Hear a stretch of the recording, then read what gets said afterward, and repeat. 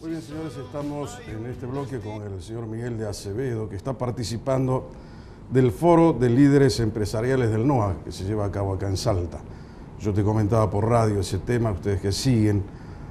Es importante ver la cuestión del federalismo, decía alguien por allí, y bueno, esto también es parte del federalismo.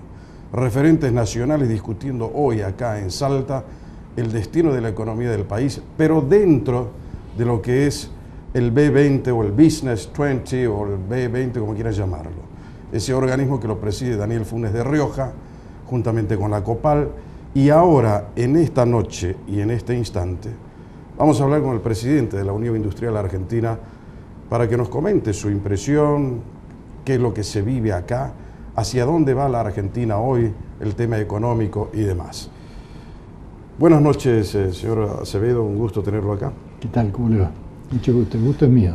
¿Qué impresión le deja este foro? Bueno, para mí es fundamental,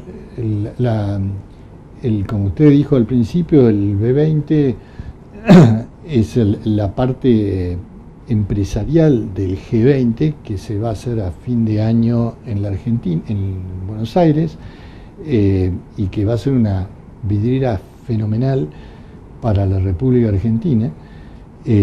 ¿Vamos a estar en la vidriera del mundo? Vamos a estar en la vidriera del mundo, ahí tenemos la responsabilidad de hacer una muy buena organización, tenemos la responsabilidad de poner los contenidos de cada uno de los temas que se van a tocar, sobre comercio, sobre alimentos, sobre la mujer, bueno, sobre todos los temas que interesan a las principales potencias del mundo.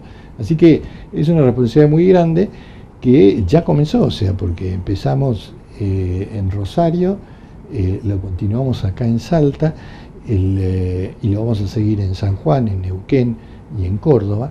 ¿Y por qué esto? Porque, como muchas veces pasa, pero en la Argentina tiene todo esto de la reunión de presidentes por un tema de seguridad se va a concentrar en la ciudad de Buenos Aires, y lo que nosotros quisimos hacer durante todo el año es tener una visión federal.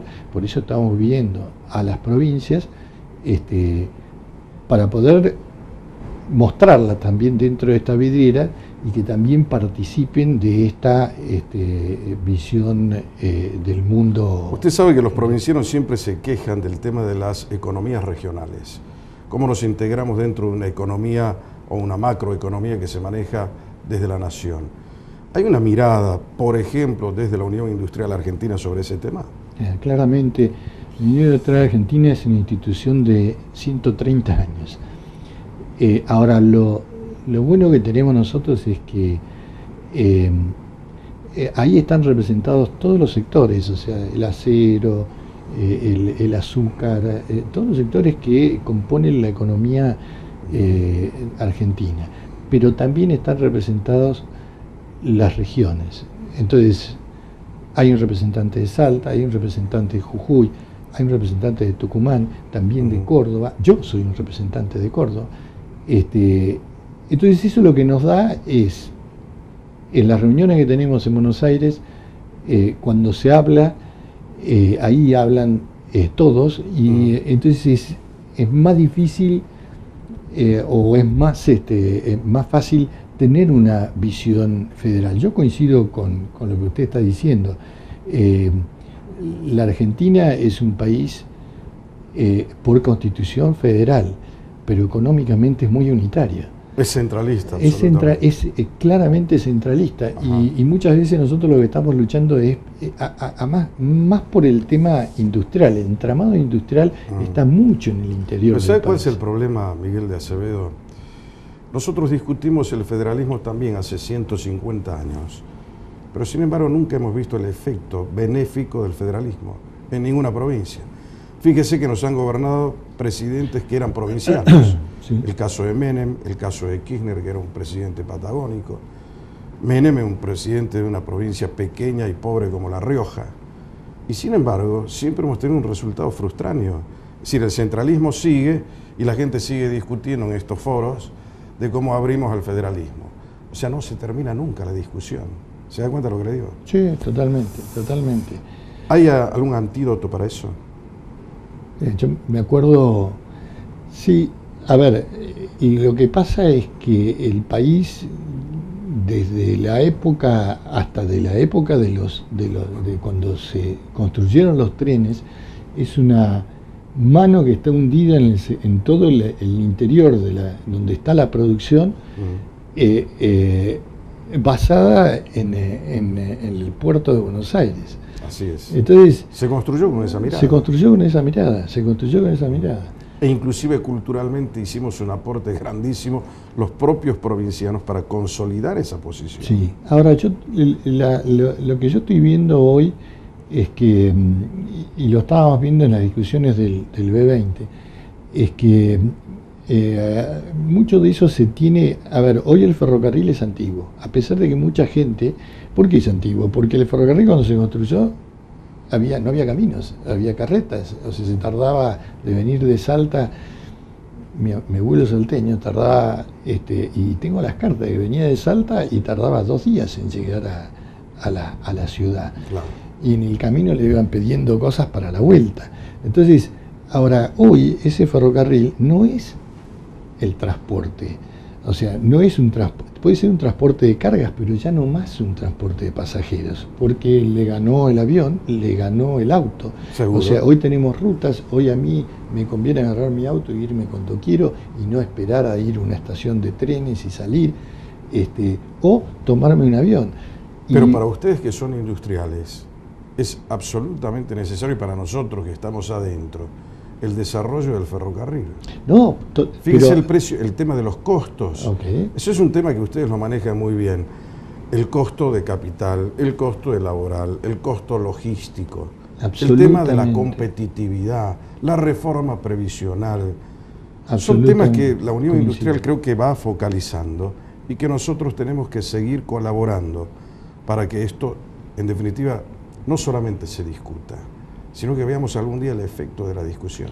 Absolutamente de acuerdo, pero ese es el ferrocarril de cargas, no el ferrocarril de pasajeros. Claro, que son distintos. Ahí es en donde yo digo donde está la antigüedad. Seguro. El ferrocarril de cargas. Hoy Salta, el norte argentino, necesita el ferrocarril Belgrano, pero como pan para poder salir. Necesita el ferrocarril Belgrano, necesita llegar a los puertos del río Paraná, usar la vía navegable, o sea, claramente ahí es en donde se va a mejorar la logística. Pero vuelvo a este otro tema, pero también, mire qué federal que es, qué unitario que es la Argentina, que hasta ahora todo el negocio comercial, usted si tenía que ir a Córdoba, tenía que viajar a Buenos Aires, después, hoy con todas estas líneas nuevas de low cost, va para el otro lado. O sea, hoy se independizan las provincias para la aviación, que ahí está la modernidad para el transporte y todo lo demás, de poder moverse en el interior y al exterior desde las mismas ciudades del interior. Y claramente eso va a significar una mejora total de lo que es el federalismo económico. Ahora, hablando de este otro tema, Miguel, el B20 se va a llevar a cabo acá, la reunión del G20 está prevista para noviembre de este año. Decíamos hace un instante que la Argentina va a obtener la posibilidad inclusive de constituir su propia agenda. Estamos con 19 países más desarrollados del mundo, más la Unión Europea. Es un logro que se haga eso acá, en la Argentina, pero deberíamos aprovecharlo convenientemente. ¿Cómo hacemos para incorporar los mejores temas en la agenda de discusión del mundo? ¿Hay, por ejemplo, alguna idea de la Unión Industrial Argentina sobre ese tema? ¿Se maneja desde el B20 eso? ¿Hay la posibilidad de incorporar los temas que a nosotros nos importan? Sí y no. A ver, la agenda del G20, que incluye al B20, el G20 son los gobiernos y el B20 es el empresariado. Es una agenda que viene trabajándose desde hace muchísimos años, que la última fue en Alemania, después estuvo China, estuvo Francia, estuvieron varios países y después de acá parte para Japón. Ahora, Esa agenda lo que nosotros podemos poner es la impronta, no podemos cambiar. Ahí hay sectores como alimentos, comercio, mujeres, pymes. Esa agenda no la podemos cambiar, no le podemos poner más cosas. Lo que le podemos poner, y lo que estamos tratando de poner, es la impronta de Argentina sobre esa agenda. Correcto. Pero que tenemos que seguir trabajando. Por ejemplo, en la agenda de alimentos, ellos le llaman food security, y nosotros lo llamamos alimentos, porque por ahí es una pequeña frase, pero seguridad alimentaria me está hablando de barreras para las enseñanzas europeas, para la entrada de carnes o de pollos o de lo que sea de Sudamérica a Europa o a otros países, y nosotros le decimos no, es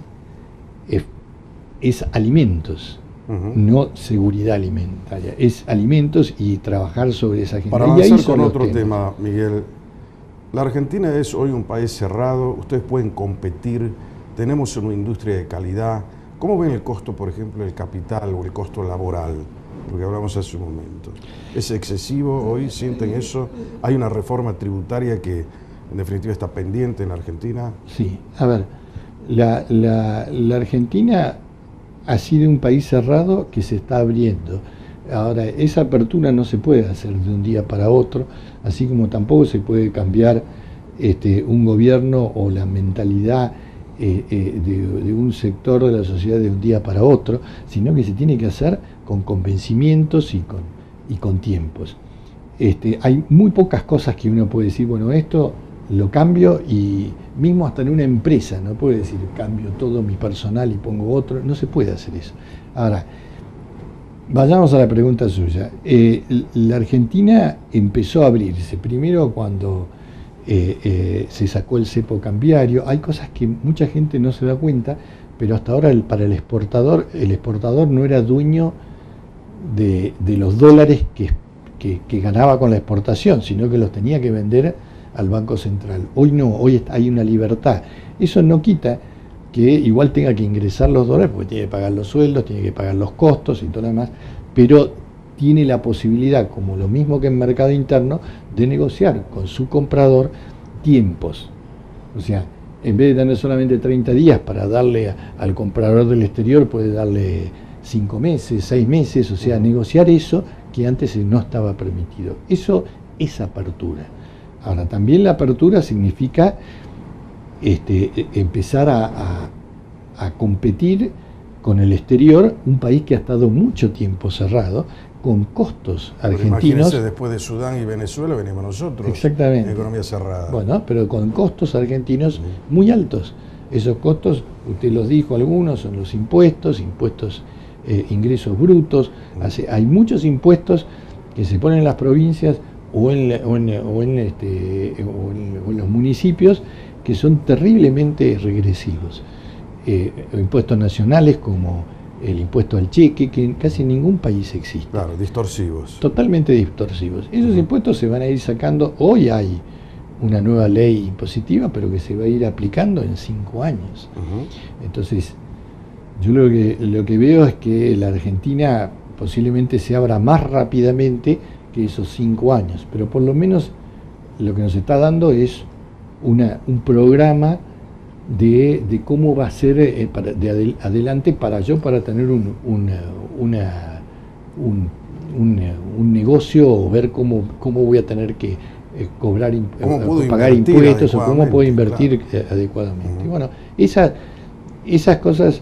También está la reforma laboral, que todavía ni se ha tratado, pero esas son las cosas que vamos a tener que discutir con muchísima adultez entre todos. O sea, yo creo que la mayoría de los sindicatos aceptan este tipo de discusión. No estamos hablando de discutir un aumento de sueldo o cuál es la retribución que tenemos, sino de cómo va a ser la nueva ley laboral. O sea, porque tenemos una ley laboral antigua, y hoy estamos hablando de un mundo que está robotizado, y combatir también la informalidad, porque el 38% de los trabajadores hoy está en negro, en una economía absolutamente informal. Bueno, y no creo que haya ningún sindicato que no le interese tener más cantidad de trabajadores formales, que tener informalidad.